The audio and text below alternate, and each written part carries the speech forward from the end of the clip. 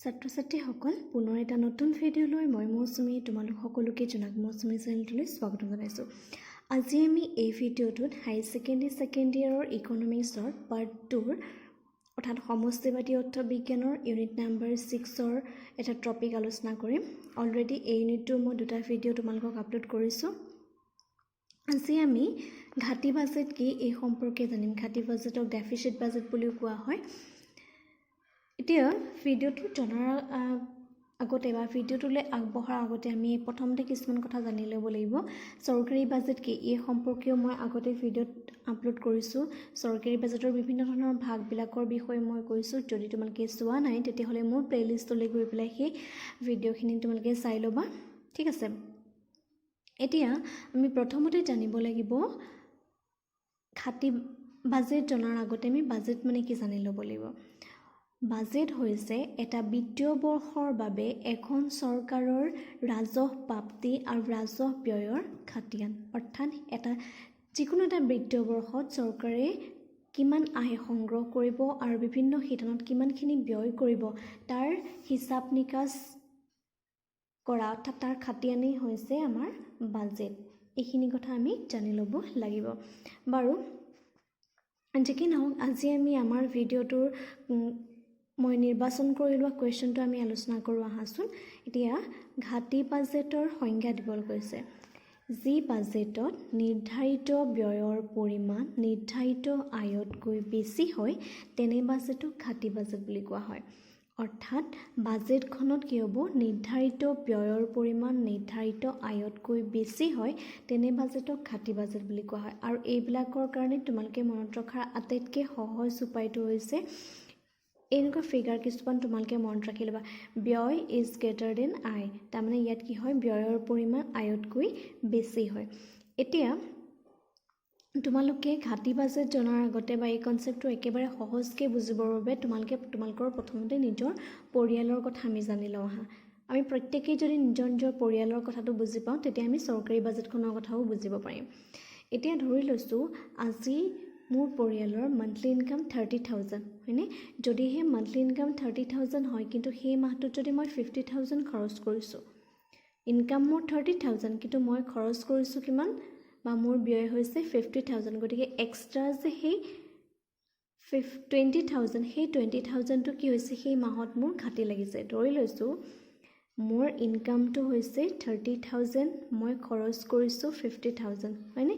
30,000 ইনকামৰ পৰা 50,000 খৰচ কৰিছোঁ, গতিকে উত্তৰ কিমান হ'ব, -20। এই যে -20টো হ'ল, -20টো মোৰ হৈছে ঘাটি।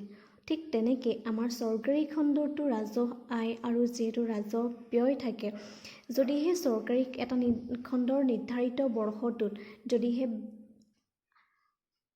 আয়টো ব্যয়তকৈ কম হয় বা ব্যয়ৰ পৰিমাণ যদি আয়তকৈ বেছি হয়, মানে খৰচ বেছি হয়, তাৰ তুলনাত সংগ্ৰহ কৰা আয় কম হয়, তেতিয়া তাক ঘাটি বাজেট বুলি কোৱা হয়। ইজি কনচেপ্ট হয়, তোমালোকে মন দিবা, কাৰণ পৰীক্ষাত ঘাটি বাজেটৰ সংজ্ঞা লিখিবলৈ আহে আৰু কেতিয়াবা ইয়াৰ সুবিধা অসুবিধা আহে।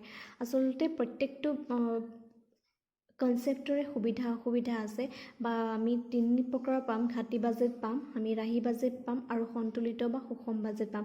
মই প্ৰত্যেকটোৰ বিষয়ৰ এটা বেলেগ বেলেগ ভিডিঅ' বনাম। আজি মই তোমালোকক ঘাটি বাজেটৰ বিষয়ে কৈছোঁ।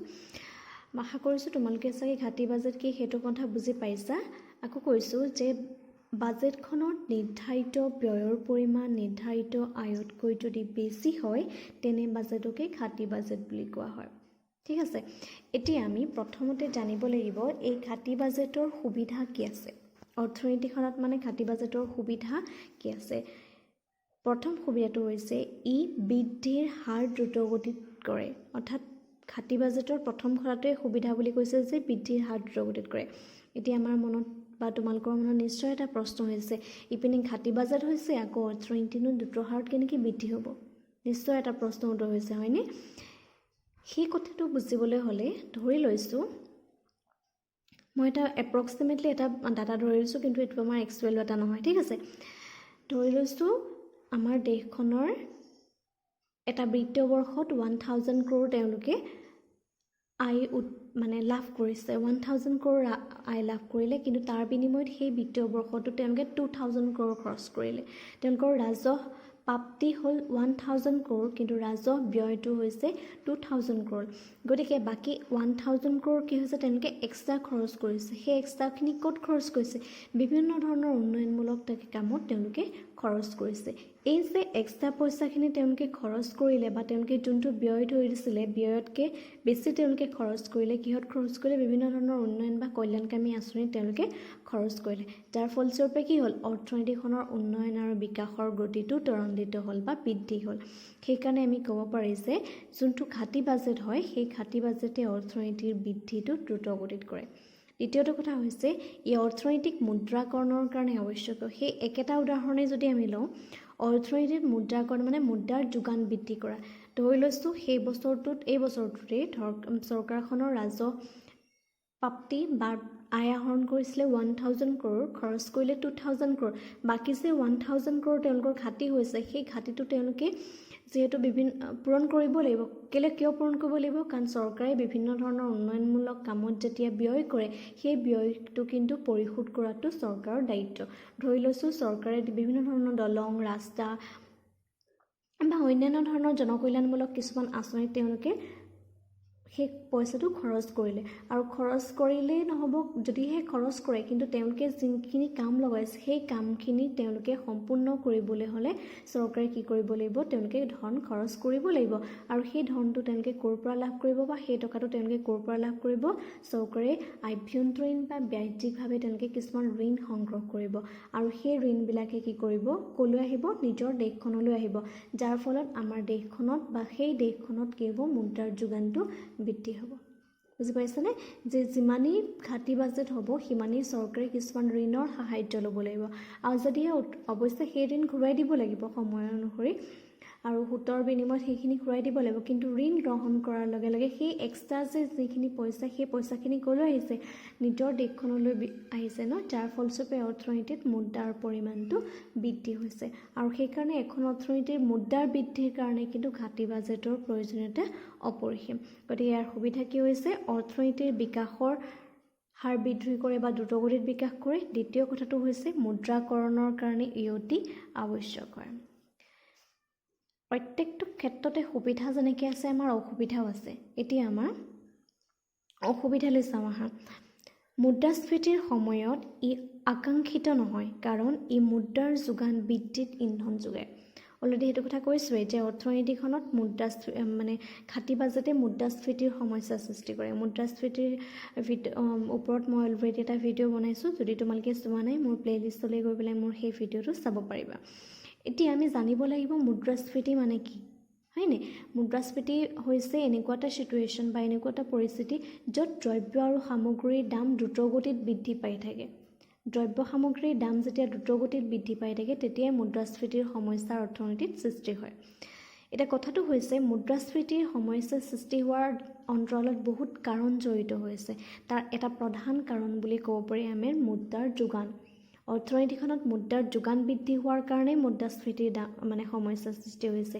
যদি তোমালোকৰ ঘৰত কোনোবা বয়োজ্যেষ্ঠ ব্যক্তি আছে বা তোমালোকৰ ককা আইতা আছে, তেতিয়াহ'লে তোমালোকে তেওঁলোকক সুধিবাচোন, তেওঁলোকৰ ঋণ যদি আগতে কোনোবা চৰকাৰী চাকৰি আছিলে বা তেওঁলোকে কোনোবা যদি ব্যৱসায় কৰিছিলে, তে তেওঁলোকৰ দিনত তেওঁলোকৰ ইনকামটো কিমান আছিলে? যদি তেওঁলোক চৰকাৰী চাকৰি আছিলে, তেওঁলোকৰ মান্থলি ইনকাম তেওঁলোকৰ কিমান আছিলে? তেওঁলোকে চৰকাৰী আয়টো তেওঁলোকে কিমান পাইছিলে? তেতিয়া তোমালোকে গম পাবা যে তেওঁলোকে খুব 100, 150, 60, 40 বা তেনেকুৱা পৰিমাণৰ মানে তেওঁলোকে মানে আয় সংগ্ৰহ কৰিছিলে। তাতকৈও বেছিও হয়, কিন্তু সিমানো তেওঁলোকে কি কৰিছিলে? ইনকাম মানে বা তেওঁলোকে মান্থলি তেওঁলোকৰ ইনকাম হৈছিলে। কিন্তু সেই যে 150, 200 বা 500 যিয়ে নহওক, তেওঁলোকে যিখিনি ইনকাম লাভ কৰিছিলে, সেই ইনকামৰ বিনিময়তে তেওঁলোকে কি কৰিছিলে? গোটেই মাহটো তেওঁলোকে ধুনীয়াকৈ চলিব পাৰিছিলে। কিয় চলিব পাৰিছিলে? কাৰণ সেইখিনি সময়ত দ্ৰব্য সামগ্ৰীৰ দাম কম আছিলে। বুজি পাইছানে? যিহেতু সেইকণ সময়ত দ্ৰব্য সামগ্ৰীৰ দাম কম আছে, দ্ৰব্য সামগ্ৰীৰ দাম কম থকাৰ কাৰণে সেই সময়খিনিত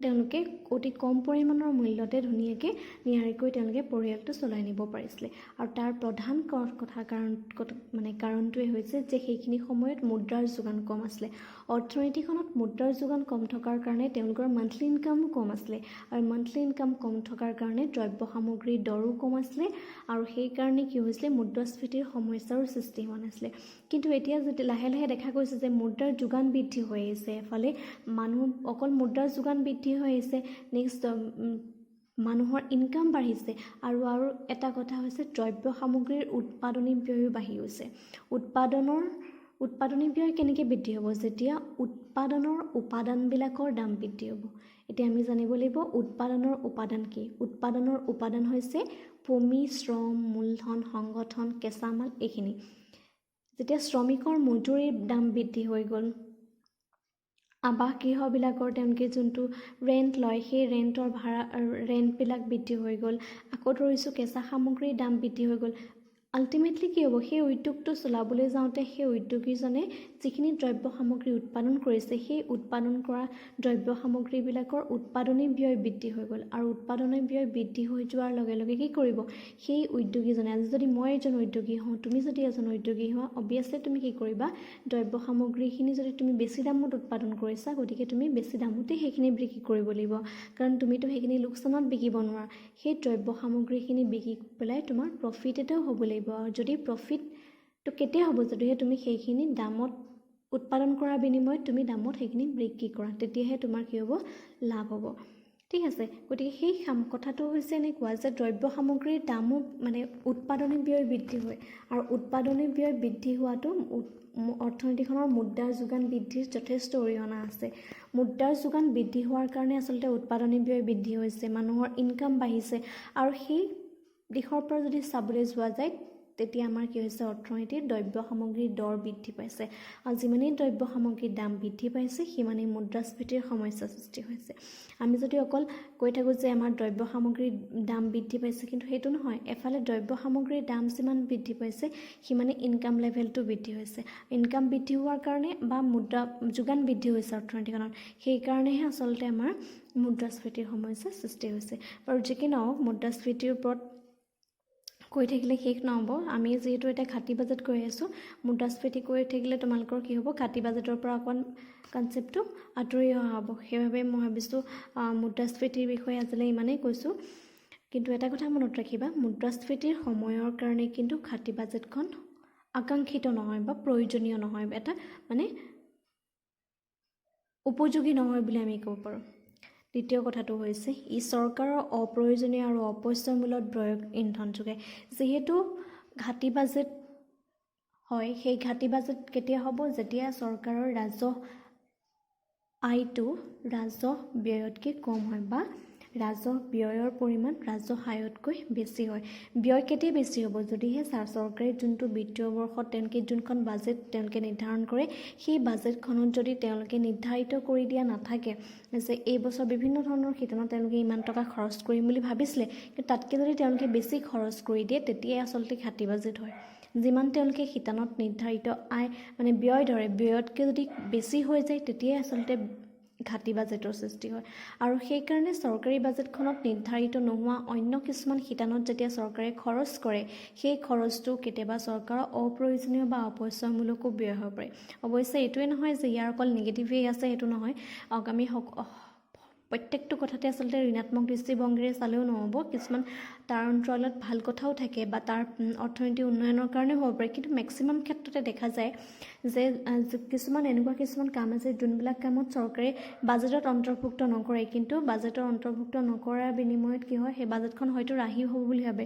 কিন্তু ভৱিষ্যতে তেওঁলোকে দেখেগৈ যে সেইখন ৰাহি বাজেট নহয় একচুৱেলি ঘাটি বাজেট হ'ল কিয় হ'ল কাৰণ চৰকাৰৰ এনেকুৱা অপৰিকল্পিত ব্যয় সেইবিলাকক অপৰিকল্পিত ব্যয় বুলি কোৱা হয় কিছুমান বাজেটত অন্তৰ্ভুক্ত নোহোৱা কিছুমান ব্যয় তেওঁলোকৰ হ'ল যাৰ কাৰণে বাজেটখন তেওঁলোকৰ ঘাটি হ'বলগীয়া হ'ল গতিকে এনেকুৱা কিছুমান সমস্যা আছে ঘাটি বাজেটৰ আশা কৰোঁ তোমালোকে কনচেপ্টটো বুজি পাইছা একেবাৰে ইজি কনচেপ্ট হয় আৰু ইয়াৰ পিছত মই তোমালোকক ৰাহি বাজেট আৰু সন্তুলিত বাজেটৰ সম্পৰ্কেও বিভিন্ন ধৰণৰ ভিডিঅ' আগবঢ়াই গৈ থাকিম।